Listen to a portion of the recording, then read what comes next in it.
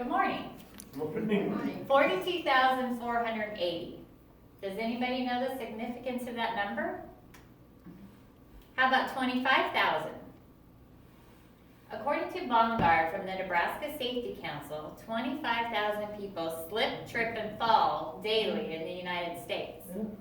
42,480 is the number of injuries and illnesses in the workplace involving ice, snow, or sleet that's required a fracture and some time away from work or in the hospital. Cedarwood alone, you guys ready for this number? 156 falls in 2018. So far, 16 of those falls involved a transfer to another facility like a hospital or an emergency room visit and fractures. This number needs to be decreased. I've been here for almost 15 years now, and we just decided about 3 months ago to take fall prevention to the next level. We started a safety committee team, and we meet once a month, and we've been meeting for 3 months now. What we look at is the whole picture around why you might be falling. We go through each fall and we decide maybe what's a safer way for you. If you've got rugs, talk about removing them. We just look at the whole picture. Since we started the safety team, our fall reduction rate has gone down 30%, which is really good. In my presentation today, I will be giving you some information about falls on the ice and snow since we're up in that upcoming season and how to avoid them. Now I will share with you some statistics on falling. Snow, ice, and freezing temperatures in the winter multiply the number of wet and slippery surfaces and potential accidents inside as well. The Nebraska Safety Council says 8% of falls actually happen inside from ice and snow. Your entries, your exits, when you're foot trafficking in and out of the building, in your kitchenette where there's linoleum, and in the bathroom where there's linoleum, it tracks in on your shoes and can create a slick surface. So in that instance, it's always a good idea to maybe keep a towel or one of those shower mats right inside your front door so you can wipe your feet off before you start walking. We try to keep the front entryway clear. Practically all injuries from falls on the snow and the ice involve some sort of injury, whether it be an abrasion, a cut. We have had definitely fractures. We've had a staff member who had a fractured shoulder as well, and it put her off of work for a while last winter in the ice. So we're really trying hard to prevent that this year.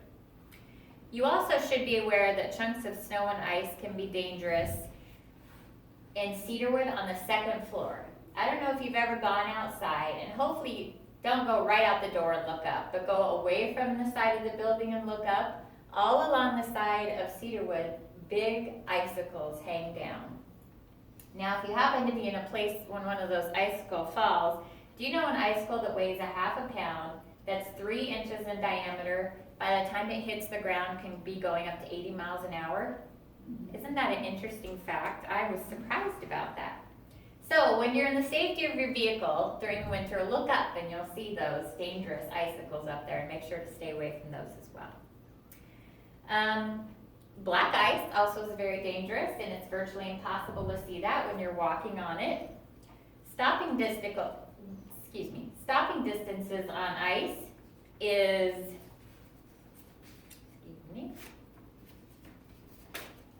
10 times that of the stopping vehicles on a dry surface. So it takes a vehicle 10 times longer to stop on a dry surface than it does a slick surface. So now that I informed you of the dangers of ice and snow, let's talk about some ways to prepare that, to prepare the prevention of it. So fall prevention. While walking on the footpaths and in public areas or getting in and out of your vehicle, don't underestimate the dangers of ice and snow. Identify the slick areas.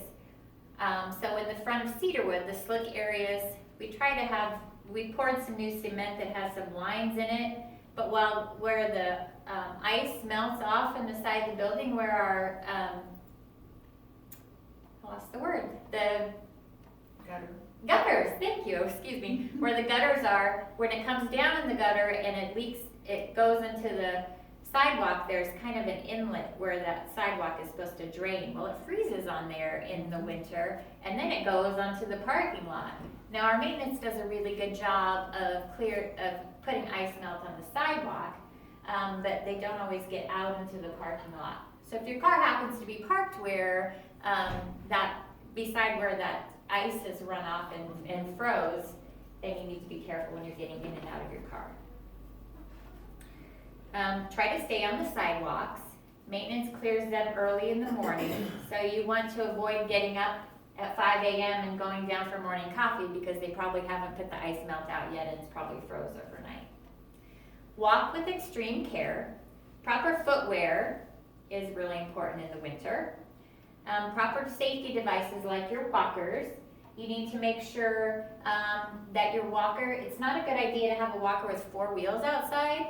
On the snow, it's good to have a walker that has the rubber stops on them, as those will give you more control when you're walking outside if you come upon ice. If you're going to be near a road, try to make sure you wear bright clothing because visibility is obviously reduced when it's snowing outside.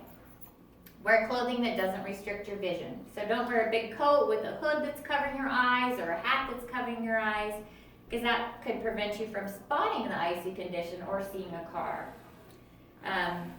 spinning out of control. Always use the pedestrian crosswalk, as that's ice melted too on the way to the clinic. Look both ways several times before you go, because remember, even if a car is a long ways away, it takes them 10 times longer to stop on the ice. Ice can also hide under a light dusting of snow, so make sure you're careful on the snow as well. If you can avoid ice and snow, please do. If there's no reason to go out into it, please don't. If you can't avoid it and you need to go outside, always make sure you need to bend your knees just a little bit and take short steps like this. And that will help you reduce your chance of falling on the ice. Same way with stairs or hilly terrain. Bend your knees a little bit, take short steps. Always use the handrails. Make sure to beware of overhead hazards like the falling ice. Don't leave early in the morning. And then also make sure that we have a spare set of keys for your vehicles, because maintenance will come out and clear off your vehicles to back them up, try to get all the ice and snow out from around your vehicle, and then get it all off your windshield so that you can see. And we do that after every big snow. So that's why we ask for an extra set of your keys. Along with that, we're also going to have these in the front entryway. They're called Walk Safe bottles. We've got some of them that will be sitting out for you. So if you have to go outside in the icy conditions, take this with you. We have them filled with ice melt for you, and you can just sprinkle it on your walkway before you're walking, or sprinkle it around your car door if maintenance seem to miss that. And then take it with you wherever you're going in your vehicle. Use it outside of the facility as well, because we don't want you to fall outside of the facility either. And then when you're coming back in, bring it back in with you and set it in the front entry for somebody else to use. I also have a quick demonstration that I'd like to show you, so that when you're out walking on this ice, you're always going to remember, bend your knees, take short steps, and you end up looking like a penguin when you walk. Bend your knees, take short steps, keep your hands out, don't carry a bunch of things in your hands, and remember this funny guy and walk like a penguin. Thank you for listening.